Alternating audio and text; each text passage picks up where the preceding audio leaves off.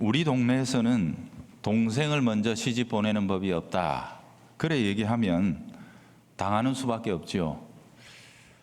라반이 얼마나 악한 사람인지 잘 알 수 있겠지요. 아니, 설령 그렇다 손 치더라도 삼촌이 조카한테 그걸 써먹습니까? 만약에 어쩔 수 없었다 한다면 미리 말이라도 해줘야 하는 것 아니겠습니까? 야곱이 사람을 제대로 만난 겁니다. 자, 그런데 왜 이런 경험을 하게 된다고 그랬죠? 하나님의 사람들이 하나님 의지하지 않고 하나님께 묻지 않고 내 힘대로 내 지혜대로 살면 이렇게 된다고 했습니다. 하나님께서 내 방패와 산성이 되어주시질 않으면 우리는 별 수 없습니다. 한편으로는 야곱에게 이런 경험이 필요하다고 했어요. 즉, 이 상황은 하나님께서 허용하신 것이다 라고 말씀드렸습니다. 왜 이런 악한 환경을 허용하시는가? 여러분 새겨두십시오. 하나님께서 우리를 보호해 준다 그럴 때에는 우리의 악이나 그릇됨까지도 두둔해 주신다는 게 아닙니다. 하나님의 지키심이라는 것은 영적이며 도덕적인 특성을 가지고 있습니다. 그래서 하나님은 차라리 우리를 성숙하게 할 수 있다면 우리를 실패로 몰아 넣으십니다.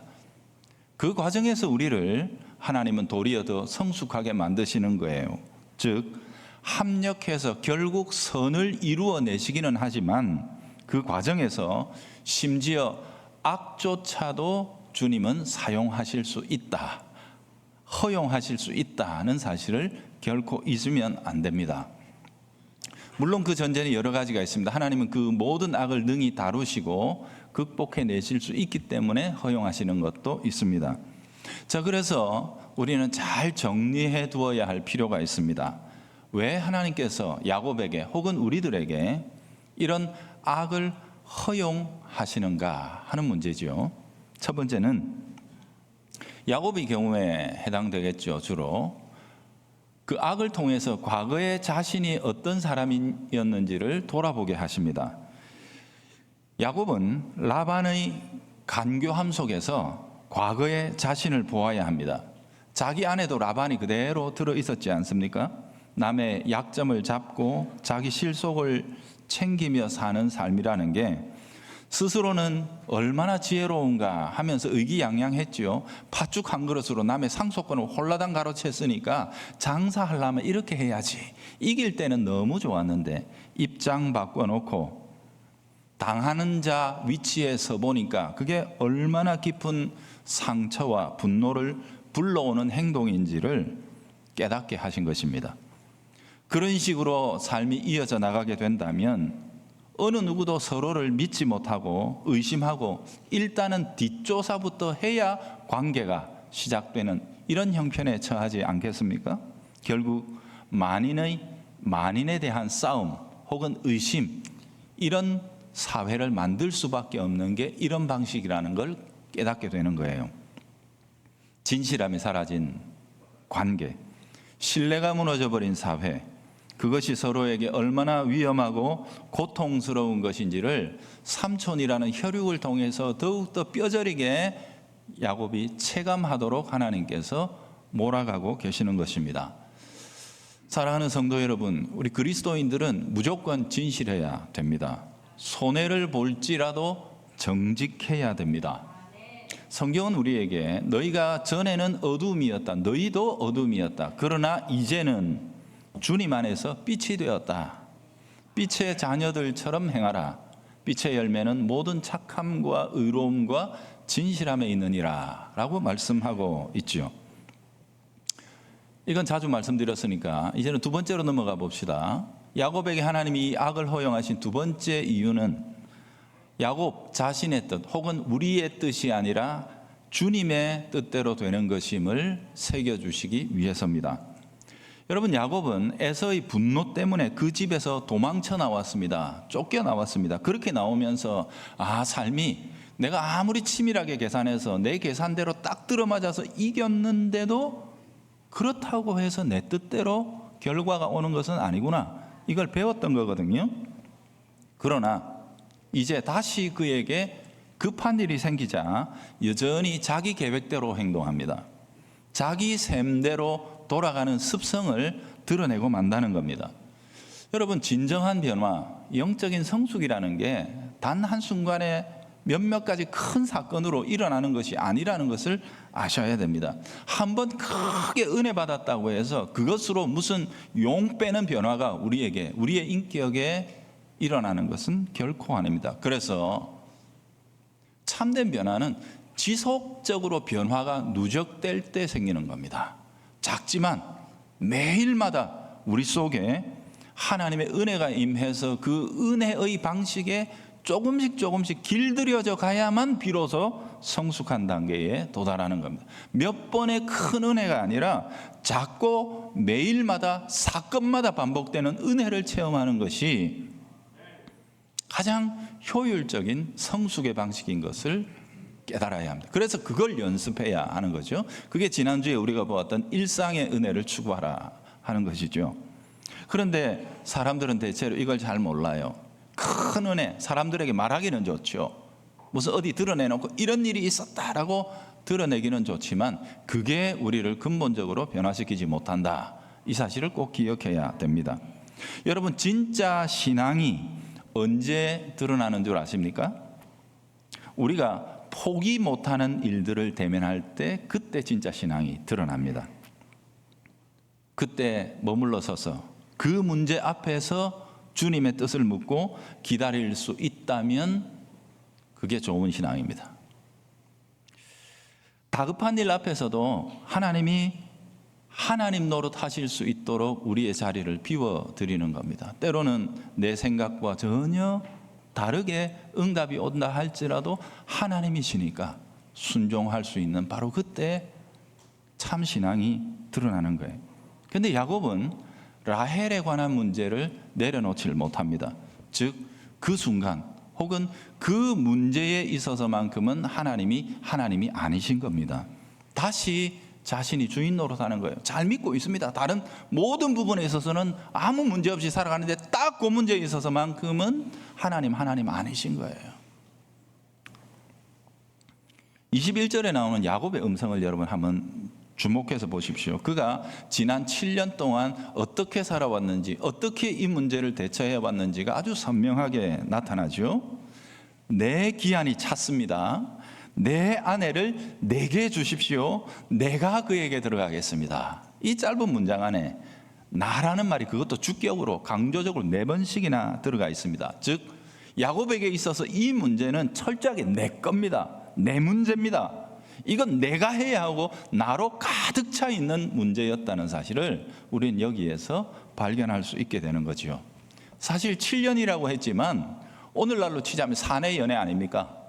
그죠? 원래 그 라헬이 아버지의 양들을 치고 있었으니까 그 일을 야곱이 같이 맡아서 했으니까 직장 가서 연애하는 거하고 똑같은 거거든요. 그래 얼마나 꿈 같은 세월을 보냈겠어요. 7년을 수일처럼 여겼더라. 그렇게 보낼 수 있었겠죠. 생의 에너지가 팍팍 넘쳐나던 시기였습니다. 꿈 같은 세월이었는지 모릅니다. 열심히 살았고 아주 응집력 있는 삶을 7년 동안 살아왔을 수도 있습니다. 20절에 7년을 수일처럼 여겼다고 했잖아요. 얼마나 집중력 있게 그 기간을 보냈는지 몰라요. 열정이 있었어요. 그런데 중요한 것은 하나님이 거기에 하나님으로 계시지 않았다는 데 있는 겁니다. 여러분, 이 장면 속에서 저는 굉장히 두려운 마음이 들었습니다. 7년이면 결코 짧은 세월이 아니지요. 우리가 아시다시피 야곱이 광야를 통과하면서 베델에서 받았던 그 환상과 계시는 엄청난 것입니다. 어느 누구가 일생에 한번 받아볼 가능성이 거의 없다시피 할 정도의 엄청난 계시와 은혜를 받은 거예요. 그렇게 큰 은혜를 받은 사람도 그 기나긴 세월을 완벽하게 어떤 문제에 대해서 어두움 가운데서 보낼 수도 있다는 사실을 성경은 우리에게 드러내주고 있는 겁니다. 완벽하게 어둡습니다. 어떤 한 문제에 대해서. 이게 야곱의 7년 이야기예요. 이건 세상 사람들에게는 해당되지 않는 겁니다. 하나님의 사람들, 하나님을 나의 하나님으로 고백한 언약 백성들이 빠질 수 있는 딜레마가 바로 요겁니다. 세상이 아니라 우리에게 해당되는 문제가 바로 여기에 있는 거예요. 여러분 보세요. 야곱은 끝에 뭐가 기다리고 있는지 몰랐습니다. 그저 열심히 살았고 최선을 다했고 뭐 크게 이탈하거나 벗어난 것 없으니 그저 행복이 찾아올 줄로 알았을 것입니다. 그러나 삶은 철저하게 그를 배신합니다. 지금부터 보십시오. 어떤 것도 그의 뜻대로 되지 않도록 하나님 만들어 버리십니다. 자고 일어났더니 꿈 같은 신혼 첫날 밤을 보내고 아침에 딱 보니까 사람이 바뀌었네. 이런 황당한 경우가 어디에 있겠습니까? 이게 충격과 이 전율과 공포죠. 세상에 이런 일이 있나? 그래서 난리법석을 떨었는데 삼촌이 했던 말이, 설교 시작할 때 했던 말, 우리 동네는 그래, 할 말이 없는 거예요. 다시 눈물을 머금고 7년을 저당을 잡힌 채 종살이를 담보하고 비로소 라헬을 데려올 수 있었습니다. 그래서 문제가 끝난 줄 알았는데 아니요, 새로운 문제가 시작이 됩니다.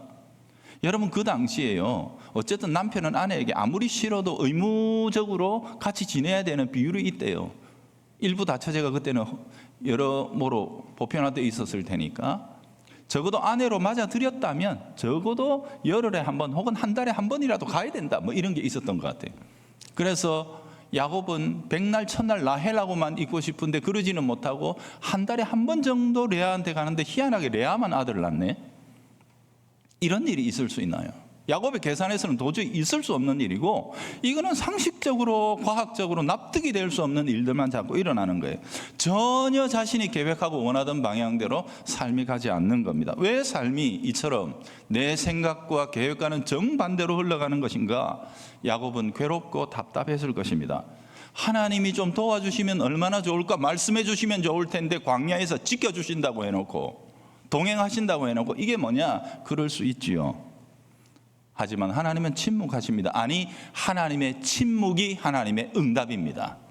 하나님 말씀하시지 않는 겁니다. 그럴 때 여러분, 은혜를 아는 자가, 이미 그 사랑을 맛본 자가 다시 어두워지고 하나님의 말씀을 어긋나면 주님은 침묵해 버리십니다. 닫아 버리십니다.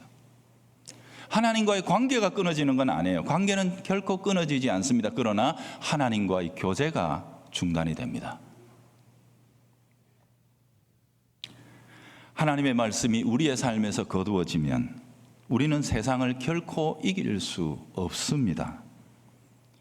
야곱이 라반을 향해서 7년 다 채웠다고, 누구한테도 내가 부끄럽지 않고 내놓을 만큼 7년 열심히 열정적으로, 그래서 엄청난 결과도 만들어 삼촌에게 안겨줬으니 삼촌에게 당당하게 내가 내 거 이렇게 하면서 4번이나 겹쳐 삼촌에게 주장할 때 그저 라반은 팔짱을 낀 채 빙그레 미소 지으며 웃었지요.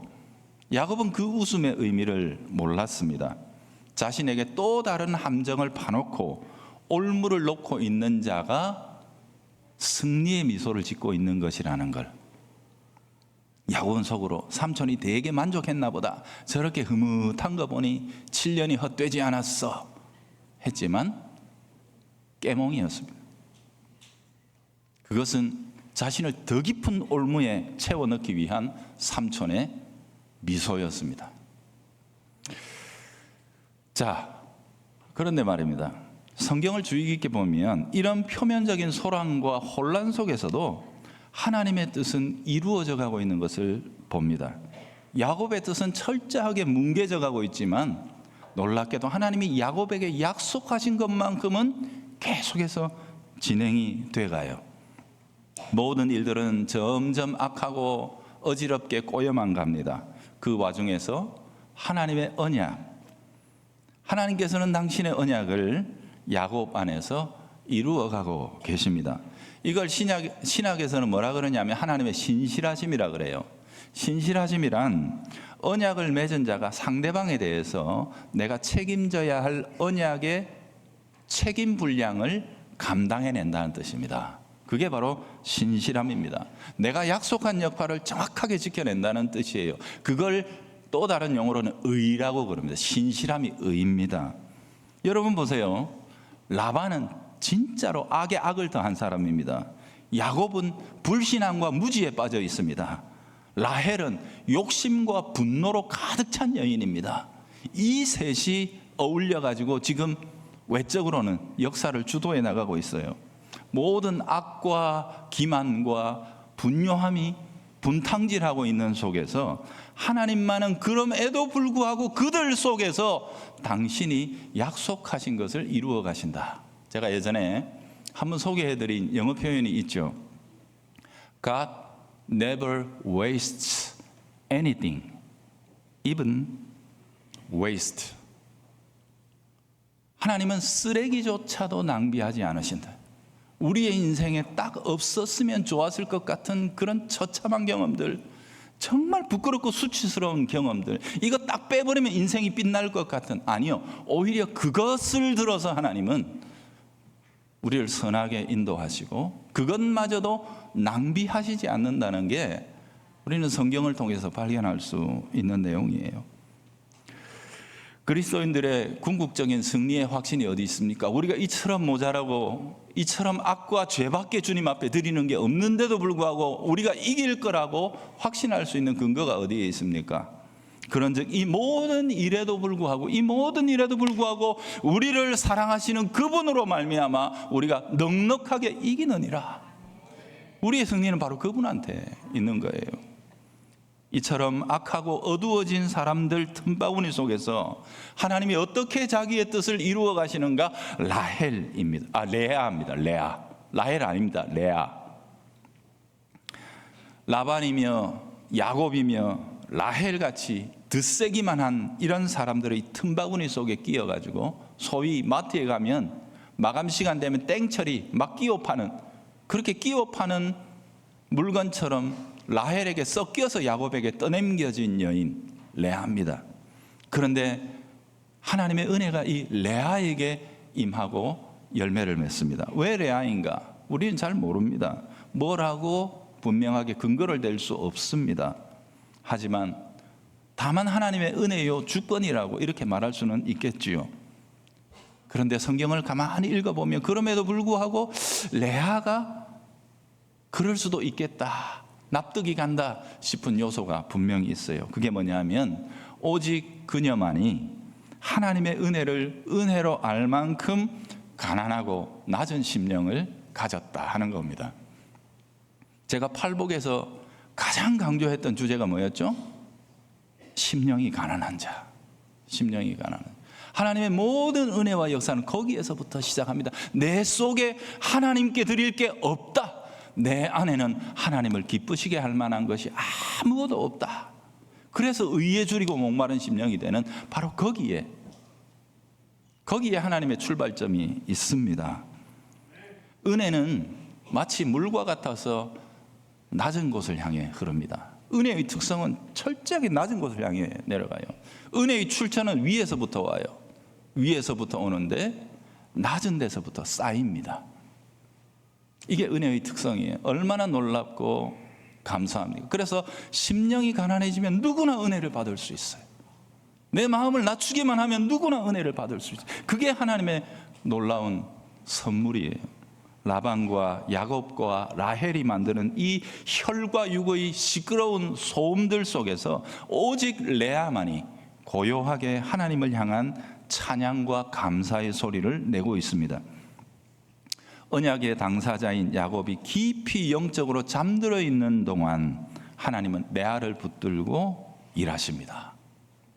아비에게 존중받지 못한 딸, 남편에게 사랑받지 못한 아내, 그 레아를 하나님께서는 쓰십니다. 은혜를 아는 사람, 그를 쓰십니다. 31절에서 35절은 레아가 아들을 출산하면서 생명의 주권자인 하나님을 찬양하는 내용으로 다 돼 있어요. 나중된 자가 먼저 된다 그랬죠. 레아는요, 단지 아이를 낳는 것뿐인데 누구나 다 하지. 이 세상에 있는 여자들 시집가고 아 낳고 하는 거, 그죠? 그 누구나 다 하는 그 너무 평범하고 일상적인 일인데 그 속에서 놀랍게도 레아는 영적으로 성숙해 갑니다. 거룩해져 갑니다. 여러분, 이게 놀라운 은혜인 거예요. 아주 지극히 일상적인 일인데 하나님의 은혜를 아는 사람은 그 속에서 말로 다 할 수 없는 거룩과 성숙을 경험하며 하나님 곁으로 나가게 된다는 겁니다. 기독교의 진정한 힘이 뭐냐? 약한 자를 들어 세상의 강한 자를 부끄럽게 하시는 하나님의 역사에 있습니다. 왜 약한 자를 쓰십니까? 은혜가 은혜인 줄 알기 때문에 그렇습니다. 내가 뭐 좀 했지, 이런 사람들은 주셔도 은혜인 줄 잘 몰라요. 내가 해서 받을 만한 줄 알아요. 그래서 하나님은 주시면 그게 은혜인 줄 아는 사람을 찾으시는 겁니다. 여러분, 정리하십시오.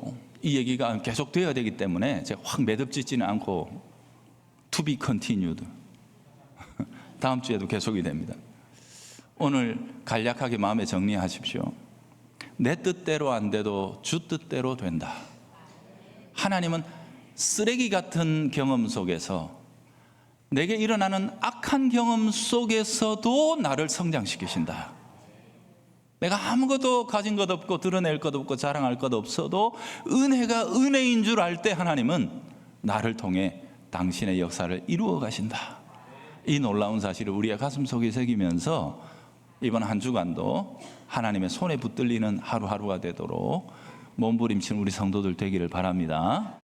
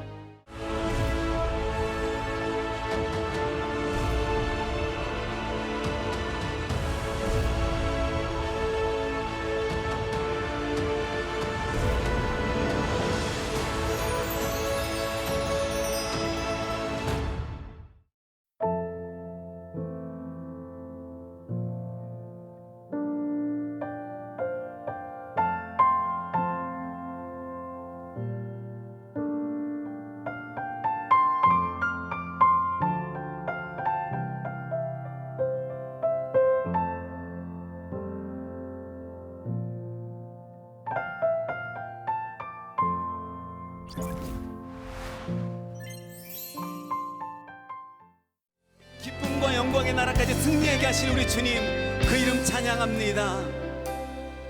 내가 이 땅에 태어나 사는 것, 어린아이 시절과 지금까지 숨을 쉬며 살며 꿈을 꾸는 삶, 당연한 것 아니라 은혜였소. 내가 하나님의 자녀로 살며 오늘 찬양하고 예배하는 삶, 복음을 전할 수 있는 축복이 당연한 것 아니라 은혜였소.